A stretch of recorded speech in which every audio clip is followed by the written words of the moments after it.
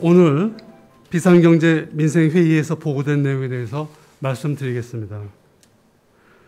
코로나19 대응 과정에서 민간 부채가 크게 늘어난 상황에서 금리가 빠르게 상승함에 따라 취약계층의 금융 부담이 가중되고 있습니다. 몇 가지 주요 상황을 보면 먼저 소상공인, 자영업자분들이 코로나19 매출 부진을 추가 대출로 견지면서 채무 부담이 가중되고 있습니다. 주거와 관련해서는 금리 상승에 따라 변동금리 주택담보대출을 받은 가계의 이자 부담이 증가하고 있고, 특히 주택가격이 급등한 2000년 하반기에서 2001년 중 소득 대비 많은 대출을 받아 주택을 구입한 20, 30대 청년들의 상환 부담이 큰 상황입니다. 아울러 자산가격 조정에 따라 저금리 환경에서 돈을 빌려 주식, 가상자산 등에 투자한 청년들이 경제적으로, 심리적으로 어려움에 직면해 있습니다. 일반 서민과 저신용 차주분들은 소득과 신용도가 낮기 때문에 금융 이용이 어려워지고 불법 사금융 노출 등 어려움에 처해 있습니다. 이에 새 정부에서 마련한 125조 규모의 민생안정금융 지원에 더해서 서민, 청년 등 취약계층을 위한 추가 대책을 마련해서 시행하고자 합니다. 이를 통해서 어려운 분들의 부담을 조금이라도 덜어드렸으면 합니다. 추진 과제에 대해서 말씀드리겠습니다. 첫째, 소상공인 분들의 금융 애로를 완화시켜드리겠습니다. 기존의 상환 유예 중심의 일시적인 지원에서 상환 부담 경감 중심의 근본적인 재무구조 개선 지원 체제로 전환을 하겠습니다. 우선 기금을 통해서 부실 및 부실 우려 채권 30조 원 규모를 매입하여 상환 능력에 맞게 장기 분할 상환, 금리 인하, 원금 감면 등 과감한 채무 조정을 지원하겠습니다. 둘째, 7% 이상의 고금리 대출을 저금리 대출로 전환하여 이자 부담을 경감시켜 드리도록 하겠습니다. 지원 규모는 8조 7천억 규모입니다. 아울러 소상공인 분들이 리모델링이나 사업 내실화에 필요한 사업자금도 차질 없이 공급하도록 하겠습니다. 지원 규모는 42조 2천억 규모입니다. 9월 말에 종료 예정인 소상공인 만기 연장 상환 유예 조치와 관련해서는 만기 연장 상환 유예 조치가 만료되더라도 소상공인 지원에 사각지대가 없도록 촘촘한 보완 장치를 마련해 두겠습니다. 만기 연장이 종료되는 10월 이후에도 주거래 금융기관 책임관리를 추진하여 급격한 대출 회수 없이 원만하게 만기 연장, 상환 유예가 이루어지도록 하겠습니다. 다음은 주거 관련 금융 부담을 경감시켜 드리겠습니다.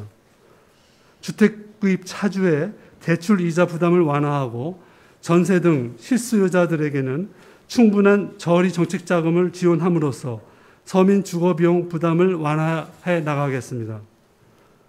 변동금리 대출을 고정금리 대출로 전환하는 안심전환 대출 40조 원을 차질 없이 공급하고, 올해에는 예산 투입 없이 안심전환 대출 5조 원을 추가로 공급하고, 아울러 저소득 청년들에게는 추가 금리 인하 10bp의 추가 금리 인하를 추진하겠습니다.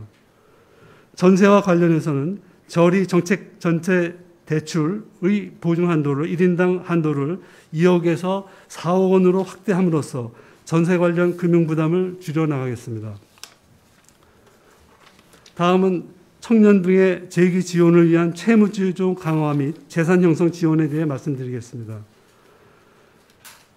투자 손실 등으로 애로가 큰 저신용 청년들이 신속하게 재기할 수 있도록 신속 채무조정 특례 제도를 신설하고 관계기관 간 협업 체계를 강화해 나가겠습니다.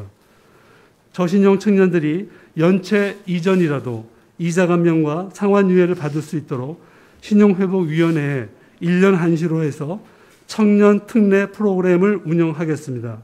이 경우 청년 4만 8천 명이 1인당 연 141만 원에서 263만 원 정도의 이자 부담을 경감할 수 있을 것으로 예상이 됩니다. 아울러 금융권과 신용회복위원회 그리고 법원 간 협의체 신설을 추진해서 서로 협조하고 채무조정제도 간 협업을 강화하는 한편 신복위, 법원 간의 패스트트랙 제도도 더욱 활성화해 나가겠습니다. 신속 채무조정 이외에도 마땅한 재산 형성 수단이 없는 청년들의 목돈 마련 지원하기 위해서 장기 최대 10년의 자산 형성 상품도 준비하여 출시토록 하겠습니다. 넷째로 일반 서민, 저신용층의 금융지원도 강화해 나가겠습니다. 제도권 금융에서 소외된 서민의 생계 안정을 위해 올해 정책자금 대출을 10조 원 규모로 공급하겠습니다. 아울러 정책 서민 금융 재원의 안정적인 확보 방안도 검토해 나가겠습니다. 이외에도 서민을 울리는 민생 경제 범죄에 대해서도 대응해 나가겠습니다. 진화하는 보이스피싱 범죄 수법에 대응하기 위해서 ATM 무통장 입금 한도를 축소하고 비대면 실명 확인 강화를 추진하고 대면 편취형 보이스피싱에도 사기 이용 계좌 지급 정지 적용, 범죄 피해 재산의 피해자 환급 등 보이스피싱 피해자 보호 강화를 추진해 나가겠습니다.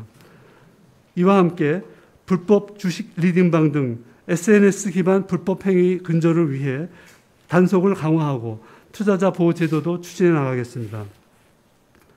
이와 같은 정부 방침에 호응해서 금융권도 가계 취약 차주 지원을 위해서 자체 상품을 많이 준비하고 출시 중인 것으로 알고 있습니다. 이상 설명드린 지원 대책을 법 개정 등 불가피한 경우를 제외하고는 금년 3, 4분기에 차질 없이 추진되도록 준비해 나가겠습니다. 많은 분들의 고통에 비해서 이번 조치의 규모나 대상이 미흡하다고 생각하실 수 있습니다. 하지만 이번 조치가 끝이 아니고 이제 시작일 뿐이라는 점을 강조드리며 정부와 금융위는 우리 국민들의 어려움에 계속 귀를 기울여 나가면서 필요한 제도 보완과 추가 지원 대책을 계속 마련해 나가겠습니다. 감사합니다.